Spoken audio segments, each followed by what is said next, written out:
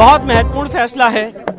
4 साल 25 सितंबर 2020 को पहला सूट फाइल हुआ था और यहाँ इलाहाबाद हाईकोर्ट में पोषणीयता को लेके 4 महीने की काफी डिटेल्ड सुनवाई हुई है और आज माननीय इलाहाबाद हाईकोर्ट ने जो 18 के 18 सूट हैं होल्ड किया है कि ये सारे suit cause of action disclose करते हैं, मेंटेन में हैं और किसी भी लॉ के प्रोविजन से बाधित नहीं है। तो जो 7/11 की अग्नि परीक्षा थी वो हमने पार की है और अब इस केस में ट्रायल होगा।